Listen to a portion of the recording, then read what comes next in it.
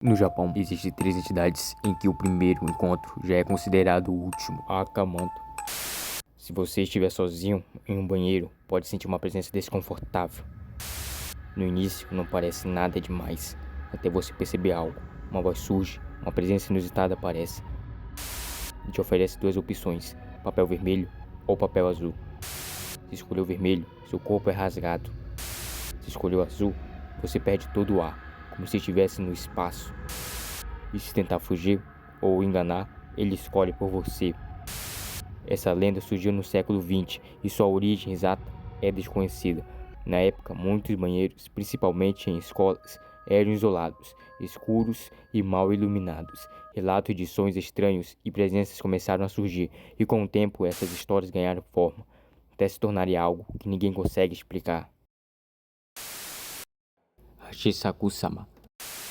Durante a tarde no interior, uma criança estava brincando no quintal. Começa a ouvir um som estranho vindo da mata.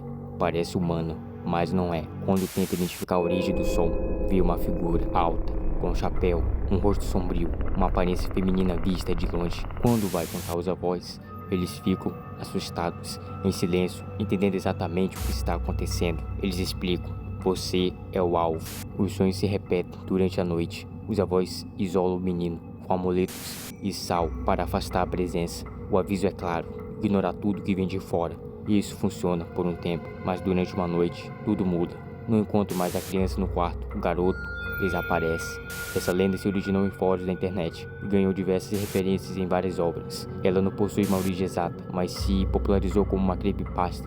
Histórias que são contadas e repetidas por várias pessoas em diferentes versões. Também foi inspirada em alguns espíritos do folclore japonês. A coisa é clara: se você ouvir algo como, principalmente se for criança, é melhor se preparar para o que vem a seguir. Kune-kune. No Japão, espantalhos conhecidos como Kakashi são comuns nos campos, mas nem tudo ali é apenas espantalho. A mais de 500 metros, você vê uma figura branca, imóvel, até que ela se mexe. A curiosidade cresce, você tenta enxergar melhor, e então percebe: a forma é distorcida, quase um rosto olhando de volta.